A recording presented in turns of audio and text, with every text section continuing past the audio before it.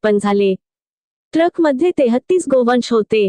Truck चालक जनकलाल हरदय सिंग, मारकाम, राहणार नारी रोड, नालंदा, नागपूर।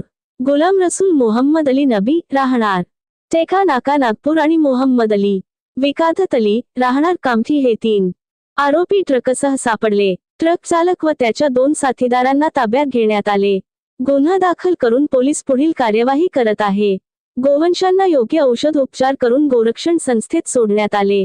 या कार्यवाहीमध्ये नांदगाव पोलीस ठाण्याचे ठाणेदार पोलीस निरीक्षक श्रीराम लांबाडे साहेब, सहाय्यक फौजदार गणेश खंडारे, सहाय्यक फौजदार चालक Pramod Manwa, police head constable Prashant Pokale, police constable Nikhil Mete, police constable Suryakant Kendre, police constable Nitesh Pawar यांनी कार्यवाही केली।